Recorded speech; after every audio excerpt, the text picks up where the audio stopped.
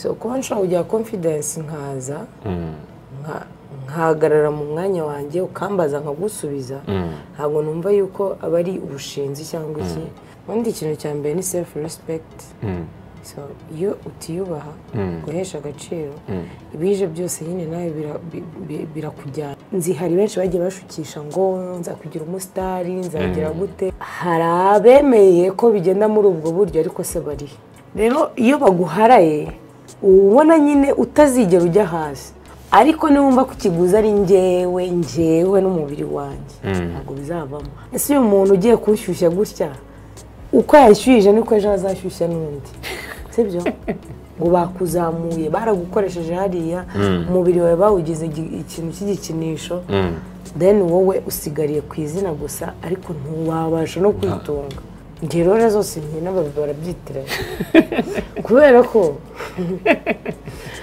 si bajya bamereza rore z'umuntu wishwe n'agahinda cyangwa se uri mu rukundo buri gihe amarore z'amahane zo gutritinga abantu nabi kwirukana abakozi kwirukana abana gushuka abagabo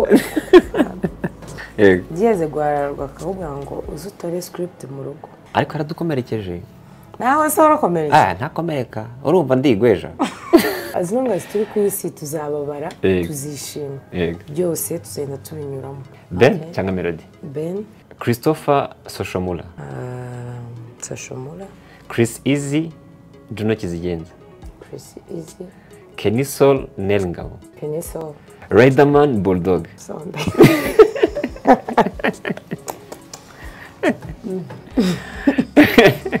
aho ngaho rero biramvana nyine nanjye ibyo nashakaga Bulldog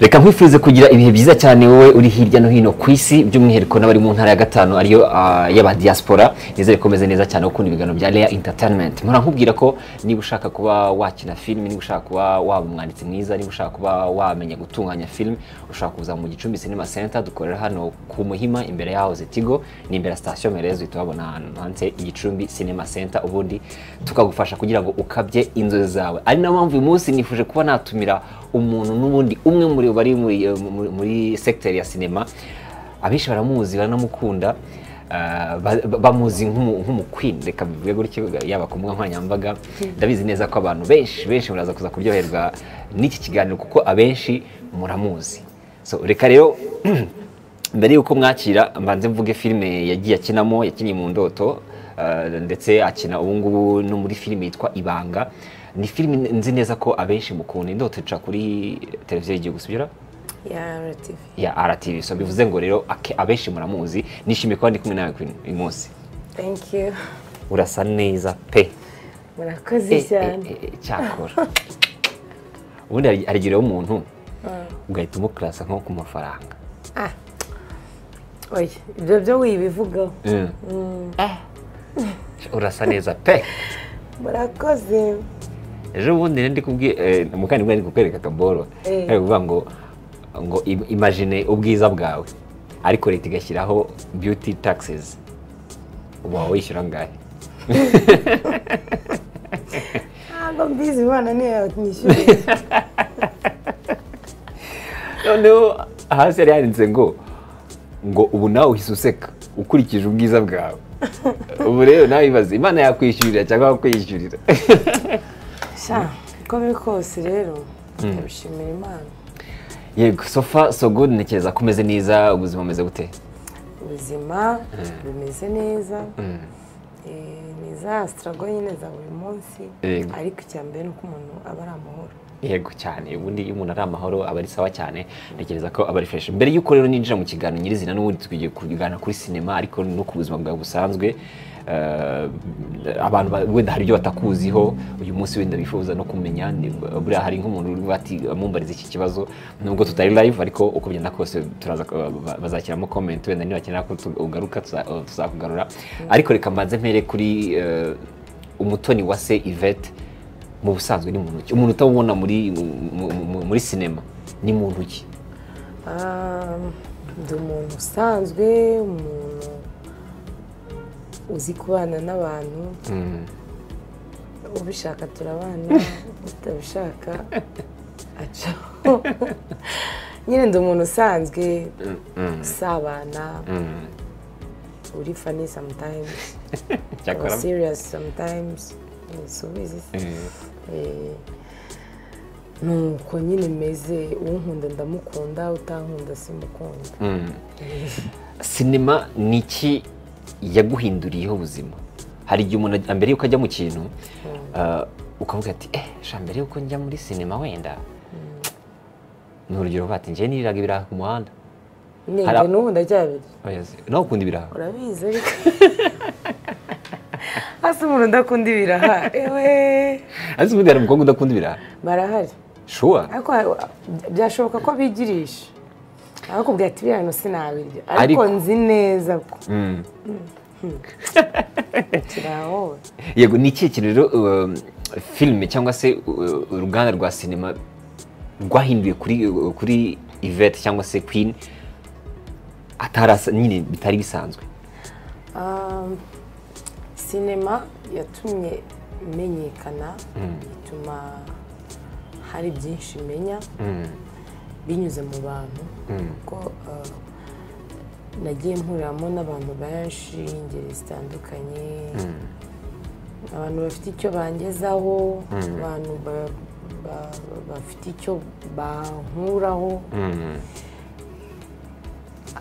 Ndebye aho umuntu yahereye n'aho agejeje ubu biratandukanye kuko ntabwo sinzi ngewe hari ibintu mp'agaciro cyane kuko kunyura kuri televiziyo y'igihugu biba ari ibintu by'agaciro, ntabwo banyuzeho gutyo pa agisida. Rero uretse ko byanahereye wenda tuvuge muri za sitimenti ibintu nk'ibyo, ntabwo ari buri muntu wese wagize ayo mahirwe, kandi ukubona hariya hari ikindi kintu akubonamo akavuga ati uyu muntu hari ikintu namubyazamo umusaruro, kwa kundi kumva ko hari icyo yamubyazamo umusaruro nanjye nkabyungukiramo. So uko rero twatangiriye hasi ntabwo ariho tukiri ubu ngubu, uba uri ku rwego rufatika, si urwo njye ndashaka kugeraho ariko sinkiri aho narindi. Ariko bro ujya wibuka nk'umunsi wa mbere ukina ukuntu byari bimeze? Abo nyambyibuka cyane, ariko nibuka nyine ibihe nagiye nyuramo muri icyo gihe. Byari bigoye cyangwa byari byoroshye? Of course biba bigoye, ikintu ujyamo bwa mbere biba bigoye kubera ko utanasobanukirwa n'ibyo ugiyemo, ntabwo nari narabikoreye training, ntabwo ari ibintu ntabwo byari ibintu byanjye, nabyisanzemo gutyo. Sundi wa mugore wabyisanzemo? Nabyisanzemo gutyo, bamaye akazi nyine gukora, nyine numva ko ari akazi bisanzwe, nkumva nyine ko ari ibintu biragarukiraho. Ariko uko nyine ugenda wumva feedback z'abantu, uvuga ati ufite talent, imeze gutya na gutya, twabikunze, wenda nanuze n'abantu bashobora guca intege nabo ntibabura, ukavuga ati kuko nabigiyemo hari abantu batariyumvisha ko umuntu ashobora kujya imbere ya kamera, akavuga ati biriya bintu habamo imico mibi, uhuramo n'abantu bafite imyuka itandukanye. Nawe mfite byinshi byatuma ntagira aho ngera, ariko hamwe n'Imana byose nabitambutse, so hari ahandi nteganya kugera. Ahubwo mise bitekereza hari uyu munsi creative industry irimo abantu benshi, abagabo, abagore, kuko uyu munsi ntekereza ko mu Rwanda buri muntu wese ufite impano ahabwa umwanya, ariko hari n'abandi bagifite imyumvire y'uko umugore cyangwa se umukobwa wagiye kuri kamera cyangwa se watinyutse akavuga mu ruhame ngo ni inshinzi. Ntabwo izo challenge wigize uyizigira? Kugira confidence sinzi nimba ntabwo nyine abantu babyumva kimwe. So kuba nshobora kugira confidence nkaza nkahagarara mu mwanya wanjye ukambaza nkagusubiza, ntabwo numva yuko aba ari ubushinzi cyangwa ubwibone. Ni confidence, kandi umuntu wese muzima ubundi akwiye kugira confidence. Cyane. So ngewe ku giti cyanjye ubwo ababyumva gutyo, it's up to them. As long as ngewe nabonaga nzi icyo bimariye, ntabwo njye nita kuri negativities z'abantu. Ndeba mu buryo buri positive, nkavuga ngo ibi se ni ikosa mu gihe njye ntari kwiyumvisha ko ari ikosa cyangwa se nitwaye nabi ntabwo undi muntu agomba kubinyumvisha. ese nk'ubu hari nka comment bakiriye ikaguca intege ufate uyu muntu ibi nababwiye mbere comment zarambabazaga naho ubu ya ubu ngubu se ubu naramenyereye cyane ko nta n'ubwo izo comment nkizibona. Bruce Melody yavuze ngo kera ngo bajyaga bavugaho bakankubita imijugujugu nyine nkababara ariko nanjye uyu munsi nanjye unciye urwaho ndamwahuranye. Ubundi hari ukuntu abantu baba muri sinema cyangwa se like baba muri showbiz muri rusange avuga ngo iyi comment sinayisubiza. Why not? ngo uri umusitari ngo ntabwo mukwiye gusubiza. Cyo mbona cyo gusubiza nayisubiza. Ariko hari igihe umuntu asubizana agahubuka. Oya ntabwo nawe gusubiza ibintu byo nimba uvuze ikintu kidahejeje bana icyubahiro ngo nawe ngo njye kuvuga nawe ujye kumusubiza. Oya cyane ko hari n'umuntu wandika ibintu hariya nta n'umutima mubi afite ahubwo ari kugira ngo ya comment yiwe baze kuyitaho abizamukireho. Njye niko mbibara. So njye rero comment zashoboraga nko kumbabaza icyo gihe nari ntarakomera ntazi ibyo ndimo nkavuga ntase ibi bintu nishoyemo ni ibiki. Ariko for now wapagwa nanjye ubu nakomeza abandi cyakora. Urugendo rwa sinema ubwo mbere yuko ngera nyine ku mafilime wakinnye n'amarole wakinnye urugendo rwa sinema ni urugendo rutoroshye ku mukobwa en plus uhura n'abagabo hari abifuza kugutereta hari abifuza namba zawe hari abifuza reka bivuge nk'uko bivugwa hari abifuza kugusambanya kubera ko wenda bakubonye kuri kamera. Izo challenge urumva ugeze muri entourage irimo abantu benshi bafite imitekerereze itandukanye ku mukobwa ubimanaginga gute? ubundi ikintu cya mbere ni self respect. So iyo utiyubaha guhesha agaciro ibije byose nyine nawe birakujyana. So kuba umuntu yansaba nimero njye ndayimuha mu gihe mbona ko ari umuntu hari ikintu duhuriyemo cyangira umumaro. Yego ninjye ufite uburenganzira bwo kumusubiza cyangwa kumwitaba. So namamagara ndamwitaba nambwe ibintu bidahuye ndamukupa sinampaka ngo mu block simpaka. So uko rero wiyeretse ku muntu iyo ugaragaje intege nke nawe arazifatirana cyane cyane igitsina gore nyine abantu benshi baba bazi ko turi weak. natwe rero iyo uzi yuko amakiriro yawe ari ku mugabo runaka mwahuriye mu bintu nzi hari benshi bagiye bashukisha ngo nzakugira umusitari nzagira gute. Yego hari abemeye ko bigenda muri ubwo buryo ariko se bari wamugane ushobora kuza ugahitinga ukwezi kumwe amezi abiri kandi abanyarwanda reka mbivuge gutya uwumva bimubabaje bizamubabaze ariko nzi neza ko abanyarwanda turaharara cyane baraguharara bakaguharara koko kandi abantu benshi reka sinikuremo ishe muri rusange dukunda iyo nyine turiho ari twe turi on top. Rero iyo baguharaye ubona nyine utazigera ujya hasi ubona utazigera uzima. kandi muri sinema ntabwo akazi gahoraho uko byagenda kose. Uko reka nguhe nk'urugero nko muri estimate cyangwa mu ndoto tugira igihe cyo gushutinga season yose tugakubita nk'andi mezi abiri cyangwa ukwezi turi muri twavuga ni konje nyine bakagenda bakeditinga bagakora ibiki tukongera tugashutinga indi season. Sibyo koko tuba dufite n'ubundi buzima hanze. So rero wa muntu uzaza akambwira ngo azashira ngo ku rwego rwo hejuru wakumva yuko nawe kugira ngo kubanzamura ni byiza ariko gushiraho ikiguzi nabyo ni ikintu none wenda nyaka amafaranga umbwira ati ngewe unanyereka inzira biri bunyuremo kuko niba mbona ko ibyo bintu mbishaka nemere mbishoremo. Ariko niwumva ko kiguzi ari ngewe n'umubiri wanjye ntabwo bizavamo aho nzi neza ko hari ababiguyemo.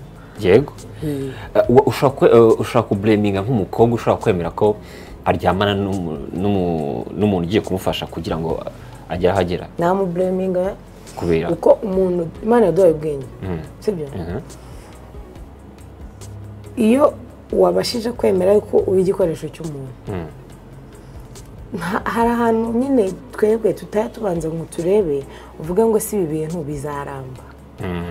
Ese uyu muntu ugiye kuwushyushya gutya uko yashyuhije niko ejo azashyushya n'undi, sibyo? kandi uko gushyushya aragushyushya bamubwire bakaba promising ibintu ngo urumva ngo nzakugira umusitari, nzakugira gutya na gutya, ariko nawe niwemera ukambera gutya. Umwana w'umukobwa hariya ati nta kibazo, noneho akemera bakanamukoresha ku buntu. Hari abantu bumva yuko kugaragara imbere ya kamera nyine wavuzwe ukumva nyine birahagije. Inshuti yanjye kuvugwa ejo ukaburara ukagendera muri bisi, ugatega bisi kuko wabuze ya moto kandi ugiye muri gahunda yihuta kinabuze ya moto, cyane birasebetse kandi biri kuvugwa hariya ngo umusitari. No, hari ikintu abantu bajya bitiranya kuba umusitari no kugira amafaranga n'ibintu bitandukanye. Abantu hano hanze rero bazi ko umuntu nyine w'umusitari egana amafaranga. Exactly, nawe baze uri kuvugwa. Sibyo? Ntunafite n'amafaranga, reka tureke kuvuga ngo taxi voiture. Ntunafite n'amafaranga ya moto. Nimba umuntu hari emergency hari titubonane muri 15 minutes. Kandi uzi ko bigufitiye inyungu. Ubuze amafaranga ya moto kandi birirwa wavuzwe.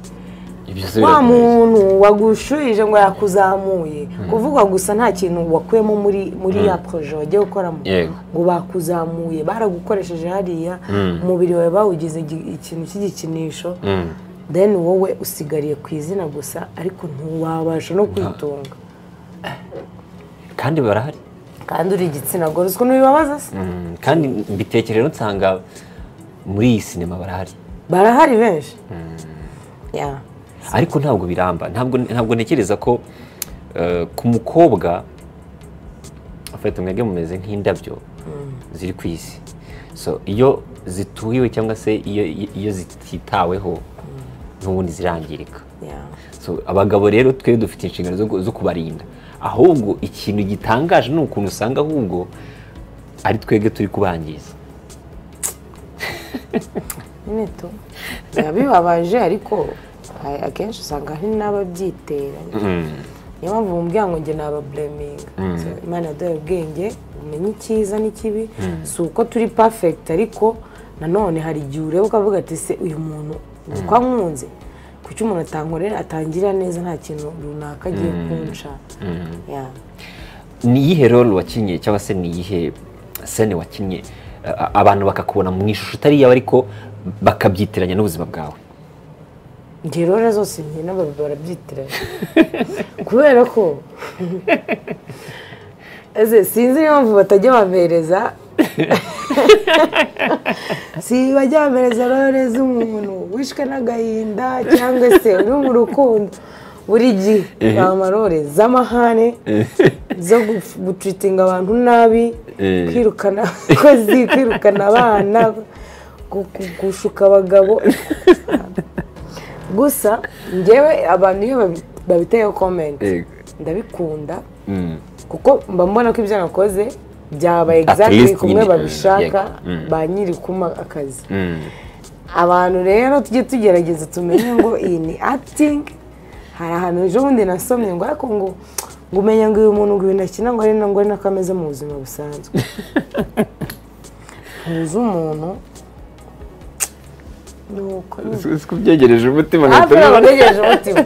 Oya njye ntabwo mbere byarambabazaga navuga si abo bantu bazabyumva ryari, ariko ubu ngubu njye ntabwo. Afite abantu bareba filime bajya bamenya ko ari n'umuntu ukina undi muntu. So ikindi ni ibyanditswe cyangwa se n'imfashanyigisho.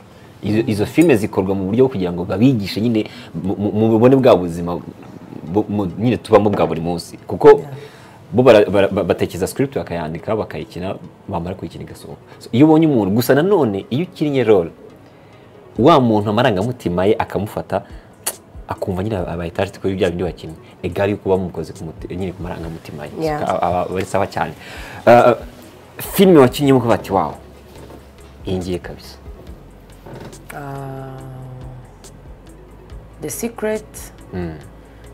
Secret na Stimate.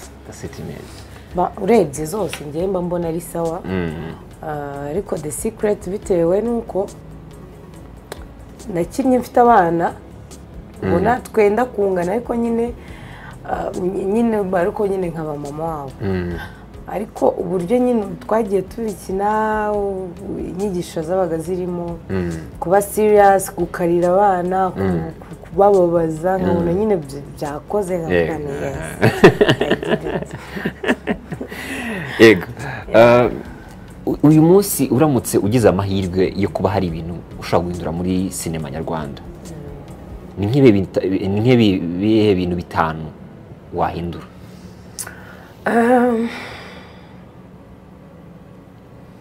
Nahindura iki se?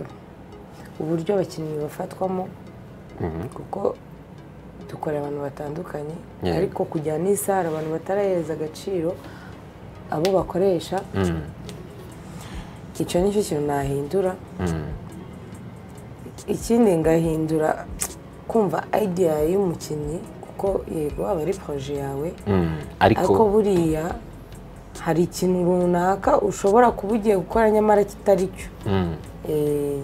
Kuko ubu ngubu umuntu asigaye abyuka akavuga ngo ngiye gukora movie, atabanje kumva ide z'abantu batandukanye.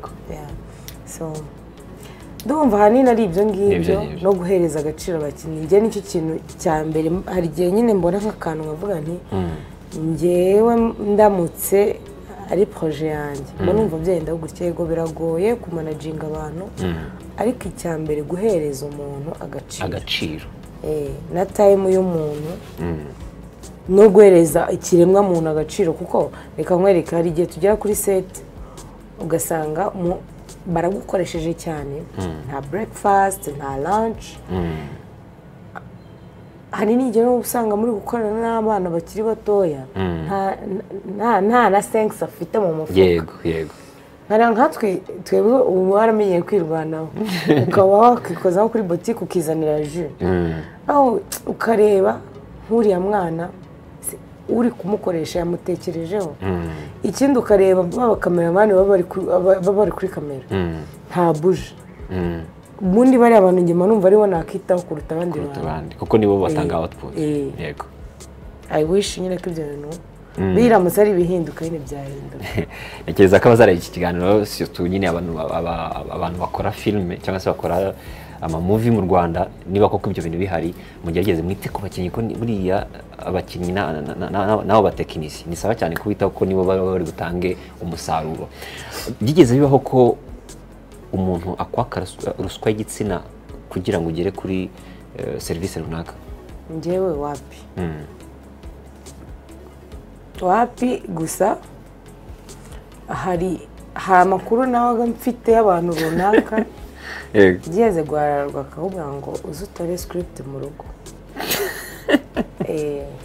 Ariko njye ntago niyumvisha, nuko hari igihe ukora ikintu uzi kuri kwirinda cyangwa iki, umuntu akavuga ngo ngufunga umutwe, sibyo?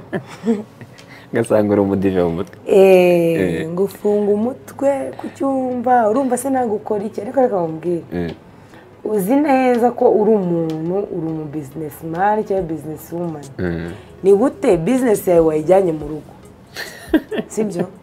Yego, ukambwira ngo umunsi wose wiriwe mu rugo, ejo se ntuzahava. Kuki tutahura basi mu mujyi nimba nta biro ufite, bamwe ati reka ngoreze ya script ugende ubisoma.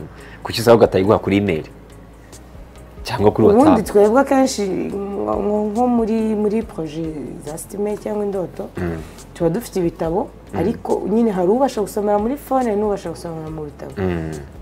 Barayikohereza, akakohereza kuri email cyangwa se akakohereza ntuze PDF, ukaza nyine kuyisoma neza nta kibazo. Ariko akantu ko uvuga ngo uze ngo kwitora mu rugo,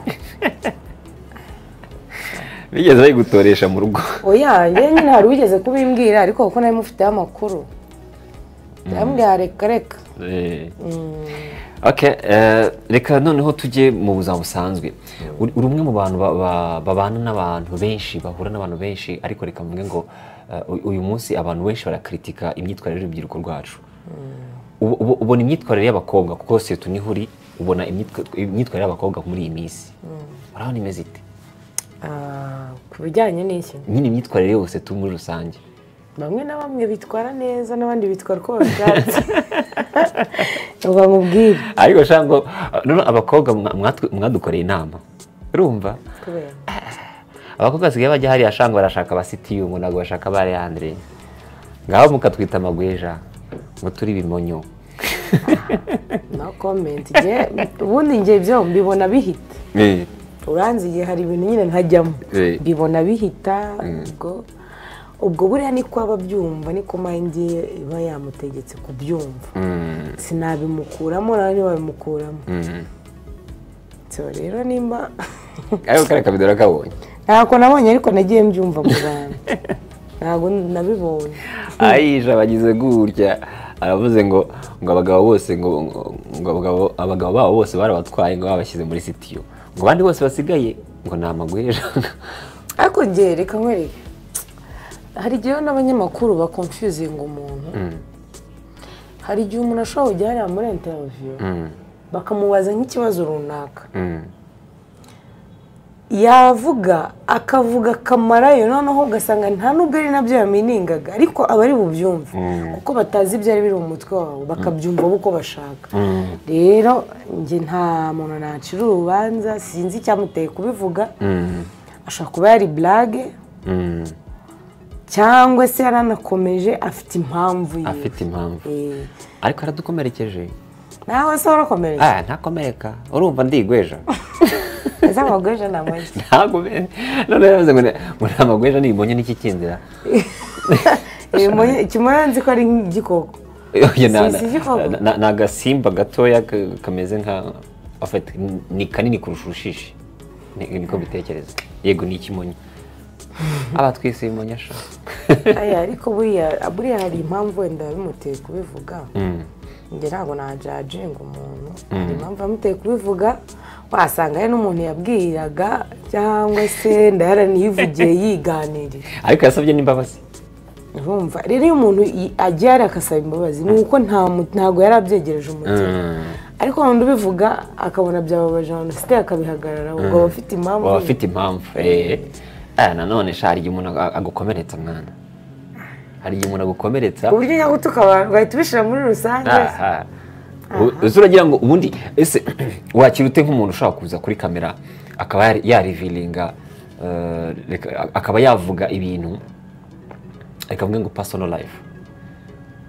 sinzi n'ujya ubona ku ma YouTube ukabona umuntu araje aravuga ngo urumva ngo ngiye wenda n'urugero ngo umugabo wanjye ngo ntago abikora fresh nyine akabishyira reka nkwereke twese twagiye tujya mu interview ku macano atandukanye cyangwa se ku mateleviziyo hari ama personal life twagiye dusharinga ariko abantu bumva ibintu mu buryo butandukanye aza akavuga ngo wishize hanze nyamara wavuze ibintu biri rusange biba mu buzima busanzwe ariko hari no kurengera nanone hari kuganira kuri personal life uganiriza abantu life yawe yego mudahura buri munsi wenda bashaka kumenya uri muntu ki gushyira neza ariko hari no kurengera ukavuga n'akarihe nk'ibyo ngibyo nyine wakabije uba wakabije mbona benshi ibyo nyine baharaye ngo gutwika ni bya ngo gushaka ubusitari for nothing nta kintu ukora gifatika icyo ukora ni ukwicara hariya ugakora ikiganiro ukarira cyeswe twamubwira ko utarize mu kiganiro ndizwa n'iki se njye yaragahinda mfite hari ibyakubabaje mu buzima oya rega as long as turi ku isi tuzababara tuzishima byose tuzenda tubinyuramo mu gihe rero nishimye right now ndarizwa n'iki kugira ngo umuntu abe yagushyira muri filime ye kuko uko bigenda kose hari iyo utakinamo hari iyo wakinamo hari na criterias ugendera kuvuga ngo reka njye muri iyi filime ni nk'iyi filime cyangwa se ni izihe criterias ugendera uvuga ngo iyi filime nayikinamo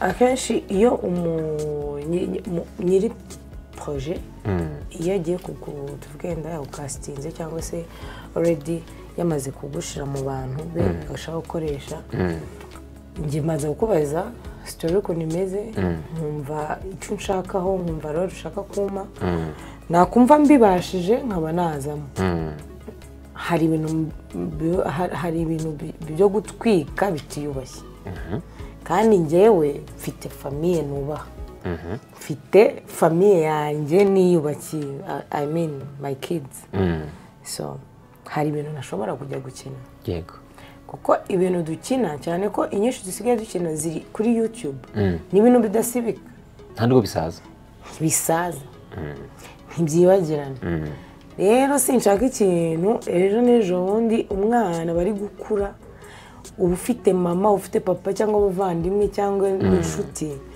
umuntu ntazumve atari proud yo kuba gufite mu buzima bwe yego rero ibyo mbanza kubitekereza mvuga se ibintu nabikora cyangwa se nabikora ntitayeho ngo ni uko ngo ari amafaranga kuko amafaranga ushobora kuyashaka mu bintu byinshi bitandukanye amafaranga rero ushobora kurya uyu munsi ejo ukarira nta nayo ugifite nabyo numva ni urugero reka dufate wenda nka Netflix iravuze ati Queen tugiye kuguha wenda miliyoni 200 z'idolari ariko wenda dukeneye ifoto yawe wenda yonyine wambaye ubusa respect ntabwo igurwa cyakora ko sibyo urankunda respect ntabwo igurwa ako kantu ubwiye kararenze amafaranga arashira ariko wowe uhoraho so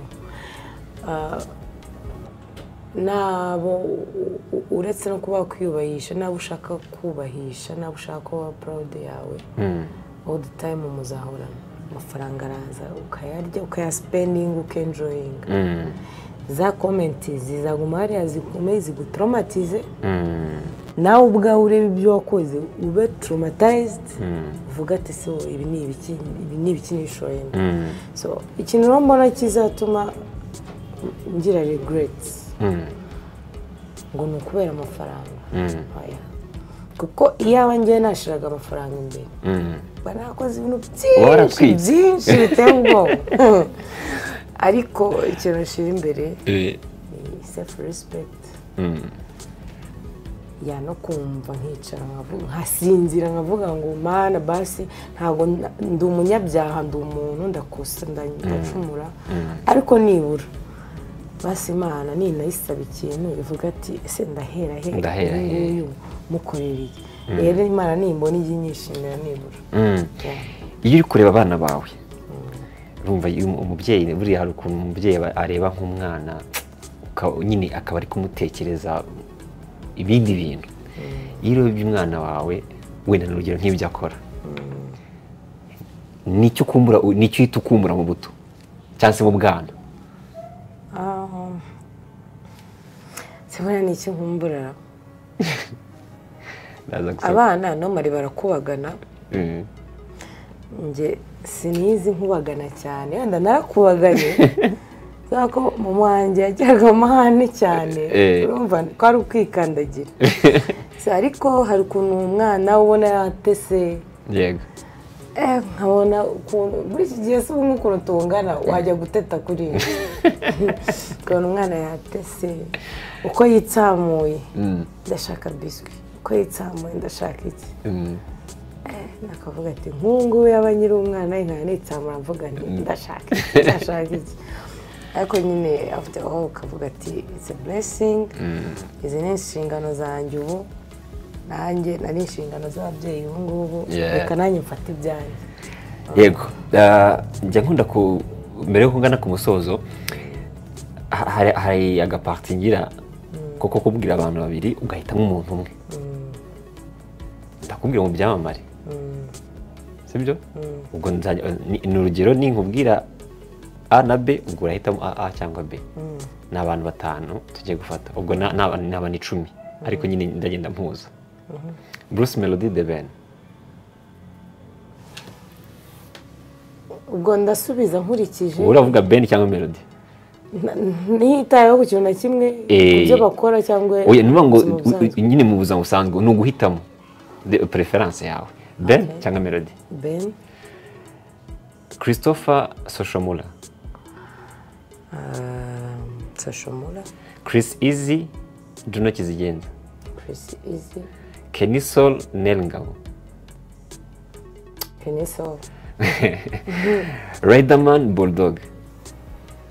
Sha, sonde.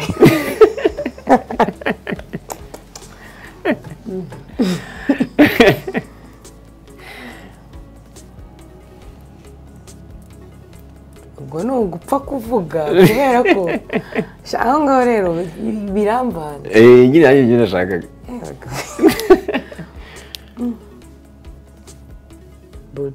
Bulldog. Knowless Bwiza.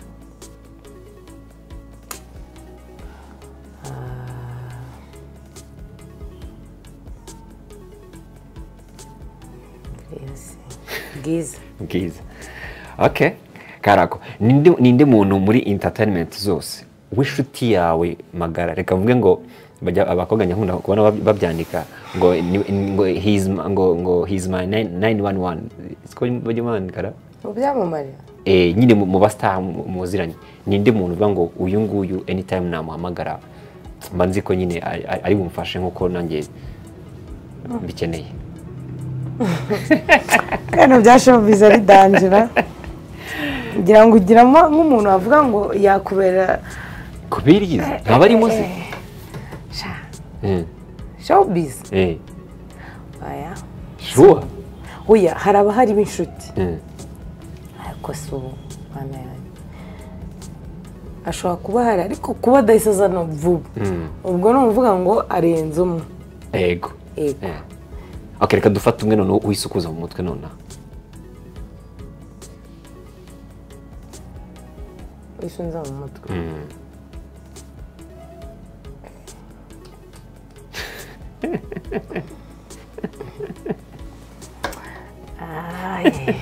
Birambanze ndakurahiye. Ariko donc nshobora guhamagara habaye iki? Nyine urugero ugize ikibazo none ukahita umuhamagara ukaba uzi ko nyine ari mu ba mbere nyine bashaka kuba bagutabara. Tutagiye kubishyira kubyegereza umutima cyane ngo tuvuge ngo impamvu runaka tuvuge tuziranye n'abantu benshi, ariko hari n'abantu si uko umuntu muba muri inshuti cyane cyangwa hari ikintu muhuriyeho kindi, ariko wenda ni umuntu mushobora kuba muhura kenshi cyangwa muhura mu bintu byinshi. Yego nka Grace tubana mu buzima busanzwe. Young Grace. Kandi nzi ko nshaka kumuhamagara anytime. Wow. Koga bacu uguhisha. Ubwo we nuko nyine mu buzima busanzwe tubanamo.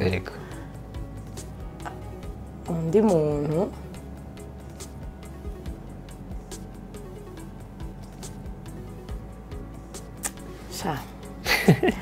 undi muntu si ubwo abandi ni inshuti nabo barahari.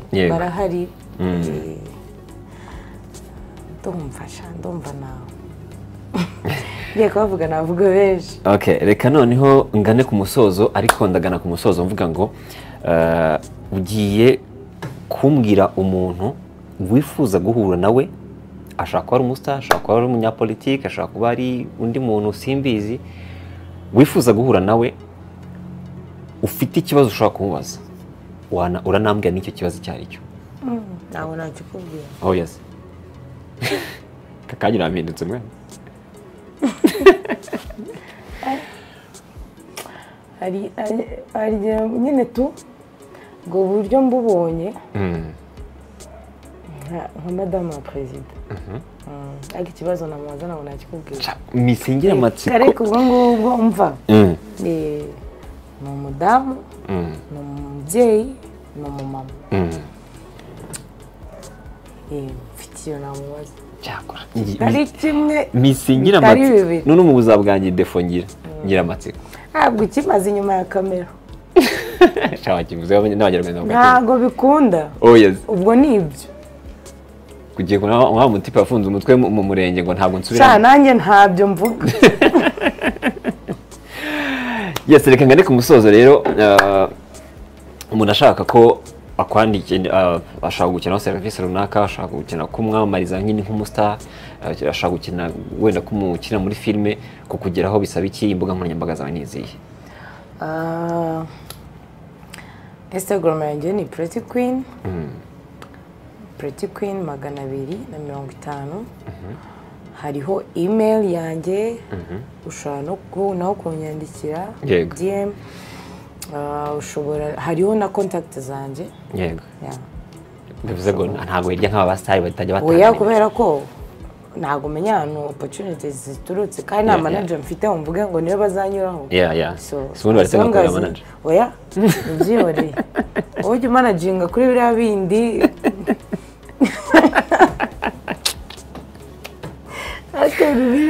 Bijyanye n'ibi tuba mu byihoreye. Yego, ubwo bivuze ngo Pretty Queen niho hose bakubona. Yego, Instagram. Ubwo iyo wageze kuri Instagram no kuri WhatsApp ushobora guhita umfatisha kuko contact ziri hari. Cyane kuri inactive, cyane kuri WhatsApp urasubiza. Buri bantu basubiza rwose. Banjye ariko ibyo byo nabitangiye. Iyo uri kumvugisha ibintu bizima ndagusubiza. Yego. Ariko umuntu uza akandika hayi gusa ejo bundi Paru niyo tutuma turabiteraho komenti ati ni gute umuntu aza akakwandikira hayi ntimuziranye. Ubundi nk'umuntu warezwe yandika hayi wivuge, si byiza ukuntu bitwara imbaraga kujya kubaza umuntu ngo urinde, kandi umuntu aka-expectinga ko ugomba kumumenya. Yego, ku ngufu. Urumva ni ikibazo. Noneho hari wanyandikiye ngo hayi, ndamubwira hayi, ni n'ejo byabaye, arongera araza ngo hey, ndabona ngo hayi, none nyuma mpita mwana yanse turaguma muri hayi na hey, ndiko neza imubwira. Ejo ari buzandike ati hello. Subu mbwira icyo nyine service ndi bugufashe, niba nyishoboye nyigufashe, niba ntayishoboye kandi muri kugenda. So Queen, wakoze rero kuba waje, ntekereza ko n'umusanzu ukomeye kuri Lea Entertainment, no nk'abantu b'ibyamamare mwana. Burari nk'umuntu uvuga ati ariko nkuriya muntu tuzicarana dute koko, none ngiye turicaranye. Se ndora twicarana. N'ubwo mukanzu tugiye kujya kwicarana. No tugiye kwicara ahantu tuganire kuri ya project. Niko bimeze. Wakoze rero. Namwe mwakoze cyane. Yego. Reka mbashimire cyane abo twari turi kumwe n'ubundi kuri Lea Entertainment. Ni hano ni platform y'abanyarwanda bose. Niba ufite ibintu bizima wavuga cyangwa se niba ari cyo ushaka gusangiza abanyarwanda, ni karibu kabisa rwose. Ntari nkuko yabivuze, nanjye nimero zanjye ziri kuri Instagram ahantu hose ushaka kuzibona, cyangwa se ushaka kunyandikira kuri Leandre Rwanda bifatanye. Ikindi niba ushaka gukina film uze hano ku Gicumbi Cinema Center tugufashe, ubundi umukinnyi wa film wabigize umwuga. Ni hano imbere ya House Tigo kuri Station Merez, witubona hano handitse Igicumbi Cinema Center. Nyagasani rero abishimire, nitwa Leandre Niyomugabo, call me no hate. Blessings.